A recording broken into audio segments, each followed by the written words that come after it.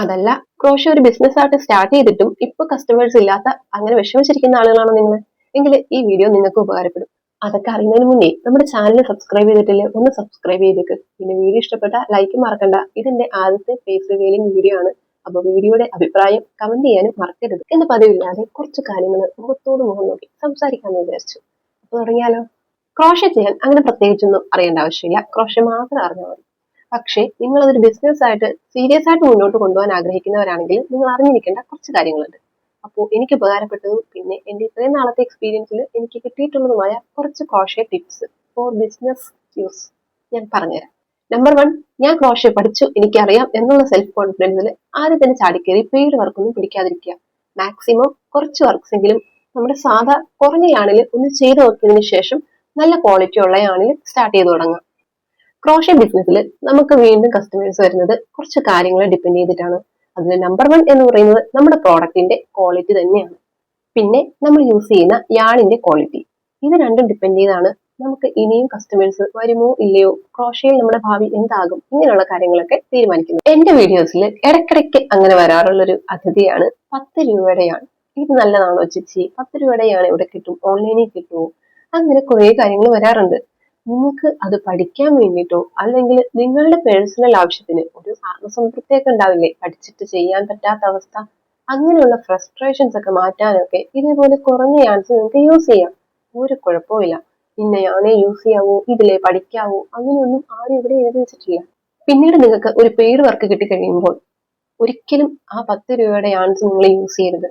കുറച്ച് പൈസ വെച്ചിട്ടാണെങ്കിലും അല്ലെങ്കിൽ നിങ്ങൾക്ക് കിട്ടുന്ന വർക്കിന്റെ അഡ്വാൻസ് വാങ്ങിയിട്ടാണെങ്കിലും അത്യാവശ്യം ക്വാളിറ്റി ഉള്ള യാൺ തന്നെ യൂസ് ചെയ്യുക. കാരണം ആ ക്വാളിറ്റി ഉള്ള യാണാണ് പിന്നീട് ഒരു കസ്റ്റമർ നിങ്ങളെ തേടി വരുമോ ഇല്ലയോ എന്ന് തീരുമാനിക്കുന്നത്. അങ്ങനെ ഫസ്റ്റ് പ്രോബ്ലം കഴിഞ്ഞു. ഇനി സെക്കൻഡ്, എത്ര ക്വാളിറ്റി ഉള്ള യാൺ യൂസ് ചെയ്താലും നമ്മുടെ പ്രോജക്റ്റിന് നല്ലൊരു ഫിനിഷിംഗ് ഉണ്ടാവണം, നീറ്റ്നെസ് ഉണ്ടാവണം. ഇല്ലെന്നുണ്ടെങ്കിൽ നമുക്ക് ഒരിക്കലും പിന്നീട് പുതിയൊരു കസ്റ്റമറെ കിട്ടില്ല. അങ്ങനെ പ്രോജക്റ്റിന് നല്ല നീറ്റിങ്ങും ഫിനിഷിംഗ് ഒക്കെ കിട്ടാൻ എന്ത് ചെയ്യണം? ആദ്യം നന്നായി ക്രോഷ്യ അറിഞ്ഞിരിക്കണം.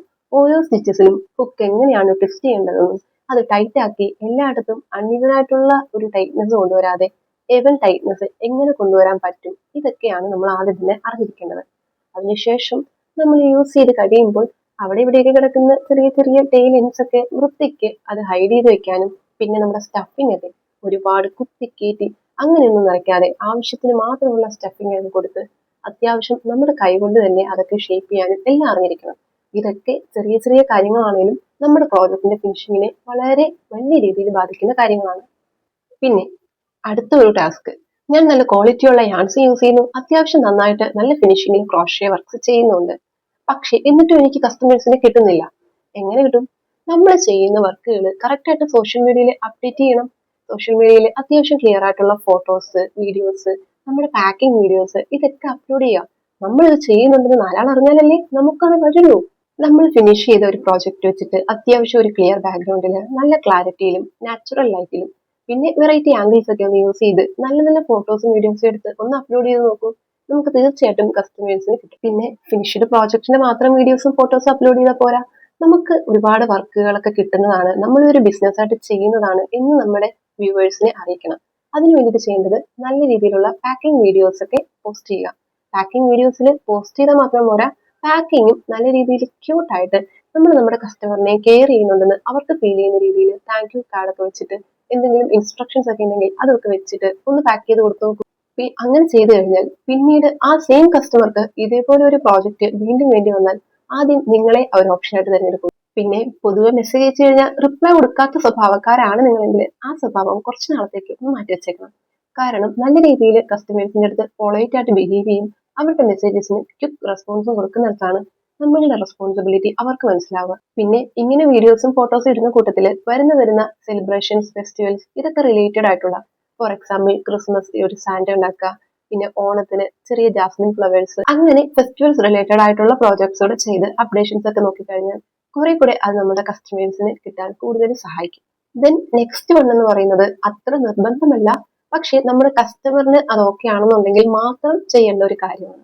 നമ്മൾ അയച്ചു കൊടുക്കുന്ന പ്രോജക്റ്റ് അത് യൂസ് ചെയ്തിട്ടുള്ള ഒരു ഫോട്ടോയോ വീഡിയോയോ റിവ്യൂയോ അങ്ങനെ എന്തെങ്കിലും കസ്റ്റമറിന് ഓക്കെ ആണെങ്കിൽ മാത്രം, ഒരിക്കലും അവരെ അതിനെ നിർബന്ധിക്കരുത്.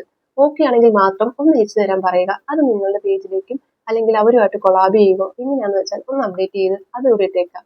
ഹാപ്പി കസ്റ്റമർന്നോ അങ്ങനെ എന്തെങ്കിലും ഒരു ടൈറ്റിലും കൊടുത്തേക്കാം. പിന്നെ ഫെസ്റ്റിവൽസും ഇതേപോലെയുള്ള അപ്ഡേഷൻസും മാത്രം നോക്കിയാൽ പോരാ. ചില സമയങ്ങളിൽ ക്രോഷ്യയിൽ വൈറലായിട്ട് ചില പ്രോജക്ട്സ് ഇറങ്ങും, ചില ബാക്ക്ഗ്രൗണ്ട്സ് മ്യൂസിക്സ് ഇറങ്ങും. അപ്പോൾ ഇതൊക്കെ ഒന്ന് കറക്റ്റ് ആയിട്ട് ഫോളോ ചെയ്തേക്കണം, ഇല്ലെങ്കിൽ നമ്മൾ അവിടെ ബാക്കിലേക്ക് പോകും. ക്രോഷ്യ ചെയ്യുന്ന മിക്ക ആളുകളും ആദ്യം എവിടെയെങ്കിലുമൊക്കെ തപ്പിപ്പിടിച്ച് പോയി ചെയ്യുന്ന ഒരു കാര്യമാണ് മറ്റൊരു ക്രോഷ്യറിന്റെ പ്രോജക്ട്സിന്റെ പ്രൈസ് ഒക്കെ എങ്ങനെയൊക്കെയാണ് എന്ന് നോക്കുന്നത്. ചിലപ്പോൾ ഒരു ഫേക്ക് കസ്റ്റമർ ആയിട്ട് തന്നെ മെസ്സേജ് അയച്ചിട്ട് കാര്യങ്ങളൊക്കെ അറിഞ്ഞു വെക്കാറുണ്ട്. ഞാൻ എല്ലാവരും അല്ല പറയുന്നത്, കുറച്ച് വിഭാഗം ആളുകൾ അങ്ങനെയുണ്ട്. എനിക്ക് പേഴ്സണലി അങ്ങനെ ഒരുപാട് എക്സ്പീരിയൻസ് കിട്ടിയിട്ടുള്ള ആളാണ്, അതുകൊണ്ടാണ് പറഞ്ഞത്. അപ്പോൾ ഇങ്ങനെ വരുന്ന ആളുകളും അതല്ലാതെ സ്വന്തം പ്രൈസിങ് മിക്ക ആളുകളും അതുകൊണ്ട് തന്നെ മറച്ചു വെക്കാറുണ്ട്.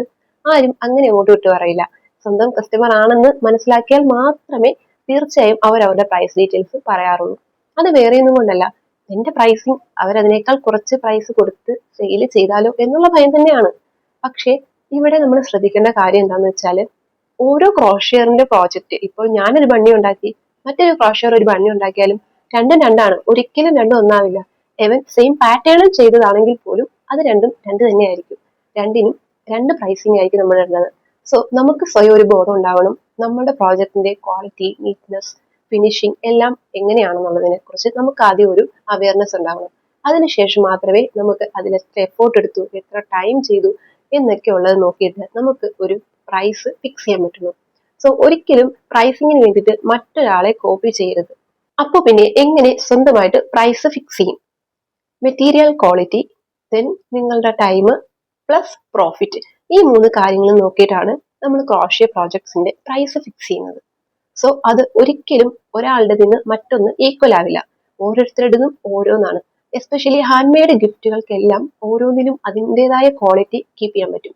സോ അത് ഓരോന്നിനും ഓരോ പ്രൈസിലേ നമുക്ക് വയ്ക്കാൻ പറ്റൂ. ഈവൻ സെയിം പാറ്റേൺസ് ആണെങ്കിൽ പോലും, സെയിം മെറ്റീരിയൽസ് ആണ് യൂസ് ചെയ്തിരിക്കുന്നതെങ്കിൽ പോലും എന്റെ ഇത് ഒരിക്കലും മറ്റൊരാളിൻ്റെതാവില്ല. സോ അവരവരുടെ പ്രൈസ് കറക്റ്റ് ആയിട്ട് ഡിസൈഡ് ചെയ്യുക. പിന്നെ ഒരു ക്രോഷ്യ ബിസിനസ് സ്റ്റാർട്ട് ചെയ്യുന്ന സമയത്ത് നിങ്ങളുടെ കയ്യിൽ ഉണ്ടായിരിക്കേണ്ട ഒരു സാധനമാണ് യാണും ഹുക്കും ഒക്കെ പോലെ തന്നെ നിർബന്ധമായിട്ടും വേണ്ട ഒരു കാര്യമാണ് ഒരു ബുക്കോ ഒരു പേഴ്സണൽ ഡയറിയോ അങ്ങനെ എന്തെങ്കിലും. കാരണം നിങ്ങൾ മറന്നുപോകുന്ന സ്വഭാവക്കാരായതുകൊണ്ട് മാത്രമല്ല, ഇത് എല്ലാവർക്കും വേണ്ട ഒരു കാര്യം തന്നെയാണ്. പാറ്റേൺസ് എഴുതി വെക്കുന്ന ബുക്കിന്റെ കാര്യമല്ല ഞാൻ പറഞ്ഞത്, പകരം നമ്മുടെ ബിസിനസ് ആവശ്യത്തിന് വേണ്ടിയിട്ട് ഒരു ബുക്ക് നമ്മുടെ കയ്യിൽ ഉണ്ടാവണം. ഇതിൽ നമ്മൾ ഡെലിവറി ഡീറ്റെയിൽസ്, എത്ര അഡ്വാൻസ് വാങ്ങിച്ചിട്ടുണ്ട്, ഇനി എവിടേക്കൊക്കെ ഡെലിവറി ചെയ്യാനുണ്ട്, അഡ്രസ്സ്, അങ്ങനെ എല്ലാ കാര്യങ്ങളും നമ്മൾ കറക്റ്റ് ആയിട്ട് അപ്ഡേറ്റ് ചെയ്ത് പോകണം. എല്ലാം ഓക്കെ ആയി, പക്ഷെ ക്രോഷ്യയിൽ ഏത് ബിസിനസ്സിലേക്ക് കോൺസെൻട്രേറ്റ് ചെയ്യും എന്നറിയില്ല. പക്ഷെ ക്രോഷ്യ തന്നെ ഞാൻ ചെയ്യുള്ളൂ എന്ന് വിചാരിച്ചിരിക്കുന്ന ആളുകളുണ്ട്.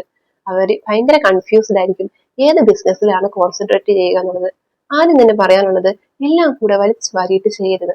ക്രോഷ്യ അറിയാം, സോ എന്തും ഞാൻ ക്രോഷ്യ ചെയ്യും എന്ന് വിചാരിച്ചിരുന്നു കഴിഞ്ഞാൽ നിങ്ങളുടെ പേഴ്സണൽ ആവശ്യത്തിന് നിങ്ങൾക്ക് എന്തും ക്രോഷ്യ ചെയ്യാം. പക്ഷെ അതൊരു ബിസിനസ് ആയിട്ട് ചെയ്തു കഴിഞ്ഞാൽ നിങ്ങൾക്ക് ലാഭത്തിനേക്കാൾ കൂടുതൽ നഷ്ടമേ ഉണ്ടാകുള്ളൂ. എല്ലാം കൂടി വലിച്ചു വാരി ചെയ്യാതെ ഉപകാരപ്പെടുന്ന അത്യാവശ്യം ചെറിയ ഏതെങ്കിലും ഒരു വിഭാഗത്തിലേക്ക് കോൺസെൻട്രേറ്റ് ചെയ്യുക. എന്നിട്ട് അതിൽ വെറൈറ്റീസ് ട്രൈ ചെയ്ത് നോക്കിയാൽ കുറച്ചുകൂടി നമ്മുടെ ബിസിനസ് നമുക്ക് കോൺസെൻട്രേറ്റ് ചെയ്യാനും കുറച്ചുകൂടി നമ്മുടെ ബിസിനസ് ഡെവലപ്പ് ചെയ്യാനും അത് ഹെൽപ്പ് ചെയ്യും. നിങ്ങൾ എല്ലാം കൂടെ വലിച്ചുകാരി ചെയ്യുന്ന ഒരാളാണെന്നുണ്ടെങ്കിൽ നിങ്ങളുടെ കസ്റ്റമർക്ക് ഒരിക്കലും നിങ്ങൾ ഏതാണ് നല്ല രീതിയിൽ ചെയ്യുക എന്ന് ഐഡന്റിഫൈ ചെയ്യാൻ ബുദ്ധിമുട്ടായിരിക്കും. അവർക്കത് ഐഡന്റിഫൈ ചെയ്യാൻ സാധിക്കില്ല. അതുകൊണ്ട് തന്നെ ഇവരുടെ കയ്യിൽ എന്റെ ഈ പ്രോജക്റ്റ് കൊടുത്തു കഴിഞ്ഞാൽ അത് കറക്റ്റായിട്ട് ചെയ്തു തരാൻ പറ്റുമോ ഇല്ലയോ ഒന്നും അവർക്ക് അറിയാൻ പറ്റത്തില്ല. സോ നിങ്ങൾ കറക്റ്റായിട്ട് ഏതെങ്കിലും അമിഗുരുമി പ്രോജക്ട്സ് അല്ലെങ്കിൽ ബേബി പ്രോഡക്ട്സ്, പിന്നെ posters, bag, key chains, flowers, flower bouquet, അങ്ങനെ ഏതെങ്കിലും ഒരു പർട്ടിക്കുലർ വിഭാഗം മാത്രം കോൺസെൻട്രേറ്റ് ചെയ്തിട്ട് ഒന്ന് വർക്ക് ചെയ്ത് നോക്കൂ. അപ്പോൾ വരുന്ന പ്രോജക്ട്സ് ഇത് നിങ്ങൾ ചെയ്യുമോ എന്ന് ചോദിച്ചാൽ ഞാനത് ചെയ്യില്ല എന്ന് പറയേണ്ട ആവശ്യമില്ല, നിങ്ങൾക്ക് ചെയ്തു കൊടുക്കാം. അല്ലാത്ത പക്ഷം നിങ്ങളുടെ പ്രൊഫൈലിൽ എല്ലാം കൂടെ വാരി വലിച്ച് വരുന്ന കസ്റ്റമേഴ്സിനെ കൺഫ്യൂസ്ഡ് ആക്കാതെ ഏതെങ്കിലും പർട്ടിക്കുലർ ഒരു വിഭാഗം അതൊരു ബ്രാൻഡായിട്ട് ഡെവലപ്പ് ചെയ്താൽ കുറച്ചുകൂടെ കാര്യങ്ങൾ എളുപ്പമായിരിക്കും. ഇതൊക്കെ പറഞ്ഞു തരുന്ന ചേച്ചിക്ക് ഇപ്പോൾ ഓഡിയൻസ് ഉണ്ടെന്ന് ചോദിച്ചു കഴിഞ്ഞാൽ ഓഫ് കോഴ്സ് ഇതിലെ പല കാര്യങ്ങളും ഇപ്പോൾ ഞാൻ ഫോളോ ചെയ്യുന്നില്ല. എന്റെ കറക്റ്റ് ആയിട്ടുള്ള അപ്ഡേഷൻസും ഒന്നും തന്നെ നടക്കുന്നില്ല. എല്ലാം ഞാൻ വീഡിയോസിന് വേണ്ടി കോൺസെൻട്രേറ്റ് ചെയ്യുന്നതുകൊണ്ട് എനിക്കിപ്പോ അങ്ങനെ അധികം പെയ്ഡ് വർക്ക്സ് വരാറില്ല, എങ്കിലും വരാറുണ്ട്. അപ്പോൾ നിങ്ങൾ ഇത് കറക്റ്റ് ആയിട്ട് ഫോളോ ചെയ്ത് പോവാണെന്നുണ്ടെങ്കിൽ നിങ്ങൾക്ക് തീർച്ചയായിട്ടും നല്ല നല്ല കസ്റ്റമേഴ്സിനെ നിങ്ങൾക്ക് കിട്ടും. ഞാൻ വീഡിയോസ് ചെയ്തു തുടങ്ങുന്നതിന് മുന്നേ മുതൽ എനിക്ക് നല്ല രീതിയിൽ പെയ്ഡ് വർക്ക്സ് ഉണ്ടായിരുന്നു. അതിൽ എനിക്കൊരു പർട്ടിക്കുലർ പാറ്റേൺ ഉണ്ടായിരുന്നു. ആ ഒരു പാറ്റേണിൽ എനിക്ക് ഒരാഴ്ചയ്ക്കുള്ളിൽ 10,000 രൂപയ്ക്ക് മേളിൽ ഏൺ ചെയ്യാൻ പറ്റിയെന്ന് പറഞ്ഞാൽ നിങ്ങൾ വിശ്വസിക്കുമോ? എങ്കിൽ എൻ്റെ കയ്യിൽ അങ്ങനെ ഒരു പാറ്റേൺ ഉണ്ട്. അത് എന്താണെന്ന് നെക്സ്റ്റ് വീഡിയോയിൽ കാണാം. അപ്പോൾ വീഡിയോ ഇഷ്ടപ്പെട്ടാൽ ലൈക്കും കമന്റും സബ്സ്ക്രിപ്ഷനും ഒന്നും മറക്കല്ലേ. ബൈ.